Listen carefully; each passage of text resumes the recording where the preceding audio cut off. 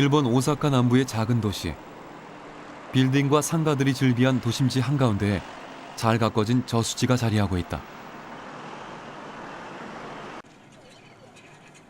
저수지 제방 위에서는 걷기도 하고 뛰기도 하고 자전거도 타고 다양한 모습으로 산책과 운동을 즐기는 사람들로 항상 붐빈다.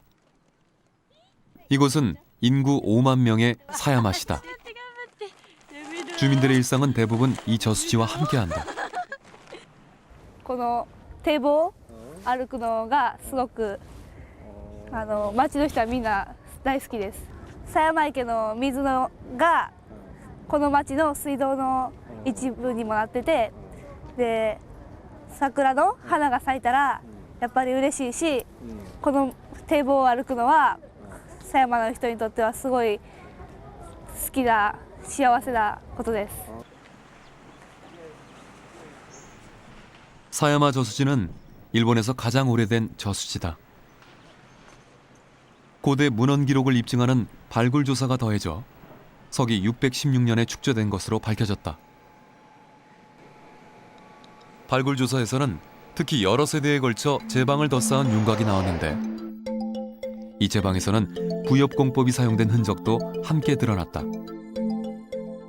이 공법은 백제로부터 전해받은 것이다.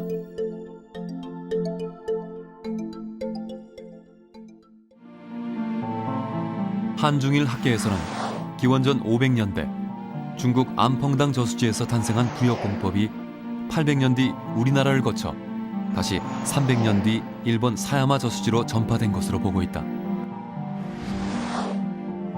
이를 두고 부엽공법이 국제적으로 교류된 최초의 토목기술이라는 평가가 나오기도 한다.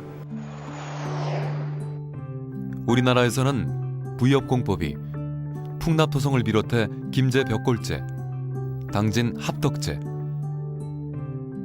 그리고 최근에는 보성 조성리 유적과 울산 약사제방 등 여러 군데에서 확인되고 있다.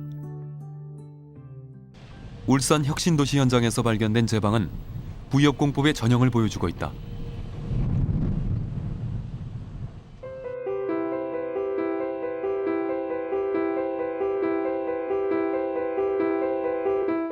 길이 150m, 높이 8m 규모로 2헥터 면적의 물을 가둔 것으로 보이는 이 제방에서는 작은 돌과 조개 껍질 등이 바닥층에서, 제방 중간 부분의 성토 구간에서는 소나무 가지와 잎 등이 사용된 것으로 확인됐다.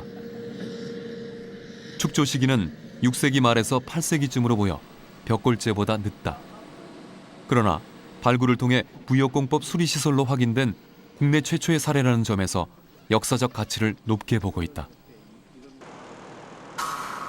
대형 제방이 아닌 곳에서도 부엽공법이 사용된 사례가 처음 확인됐다.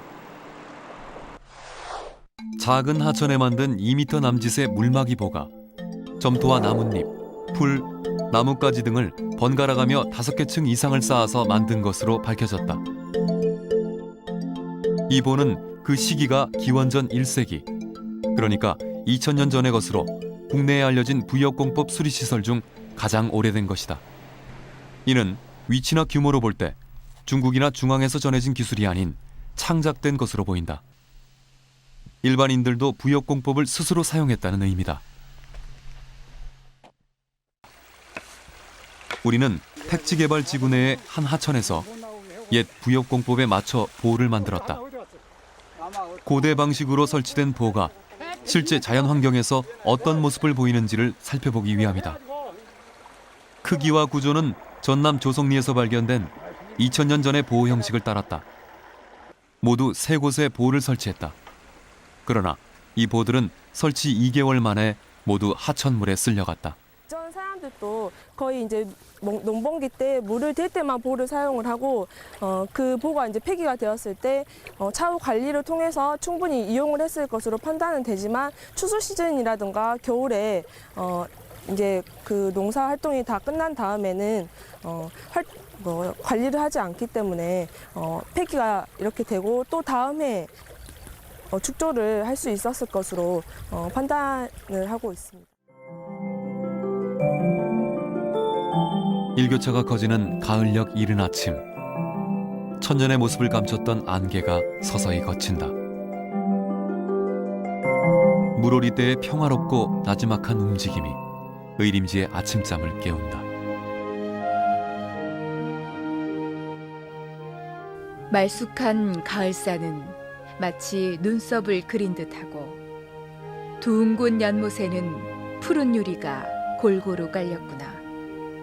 만약 크고 작은 걸 가지고 재물을 논한다면 바로 벼루산이 먹물 연못이 된다 하리라.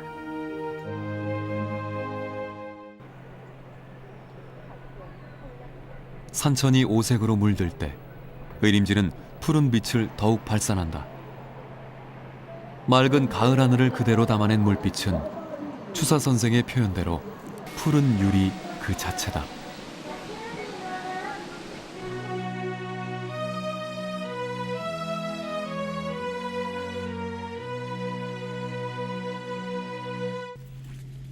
일 년 중 농부들이 가장 고대하는 계절이 왔다. 애면글면 쏟아부은 노고에 대한 보상을 받는 시기다. 봄에 씨를 뿌린 뒤 안고 왔던 모든 걱정을 이제는 훌훌 털어낼 때다.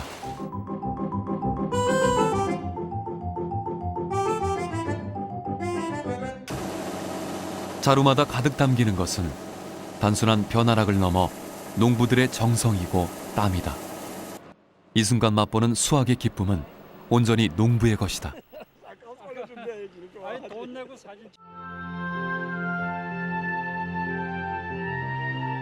의림지는 농부들에게 경작과 수확이라는 직접적인 혜택을 준다.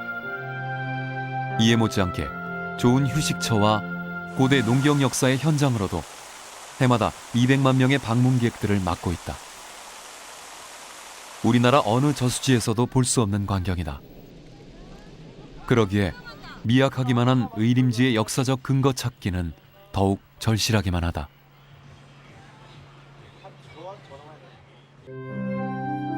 제방 발굴이라는 가장 확실한 방법을 쓸 수 없는 상황에서 의림지의 축조 시기를 비롯한 역사적 사실을 밝혀내기란 쉽지 않다.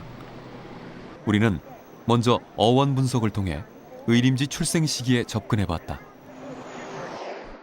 여느 지역과 마찬가지로 제천이라는 지역 명칭도 시대마다 불리기를 달리했다.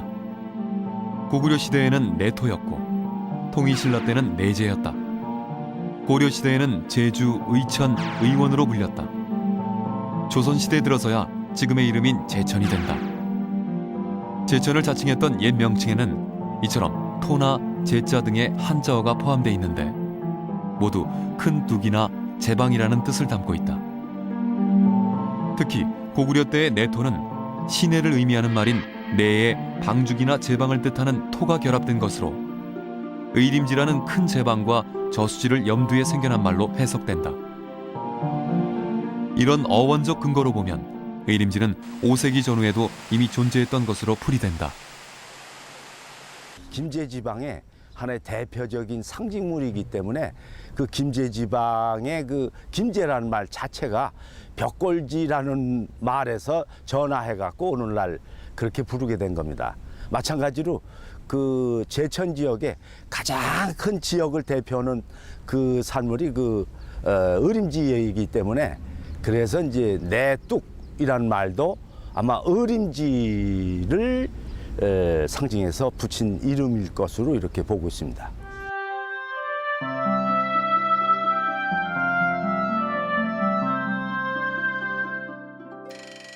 우리는 의림지 축조 연대를 알아보기 위해 제방 시추를 통한 과학적인 분석을 시도했다.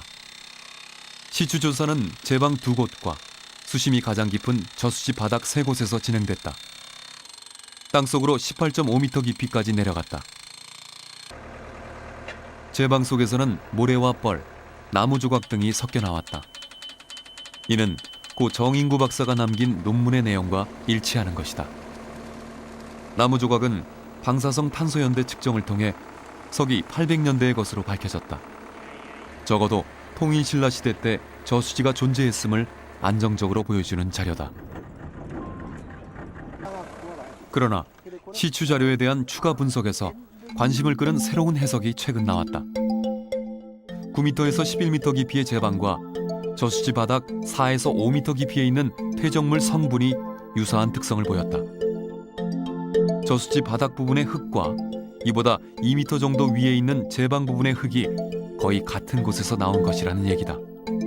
이는 과거 어느 때 이 지점에서 인위적인 흙의 이동, 즉 저수지 바닥에 흙을 누가 쌓아 올렸다는 추정을 가능케 한다. 탄소연대 측정 결과 이 구간의 연대는 제방 부분이 2000년 전, 저수지 바닥 부분이 2100여 년 전 것으로 분석됐다. 이는 2000년 전쯤 현재 의림지 위치에 호수나 늪이 있었고 여기에 자갈 등으로 이루어진 자연제방이나 원시적인 수준의 물막이 보호 같은 것이 있었을 것으로 해석된다.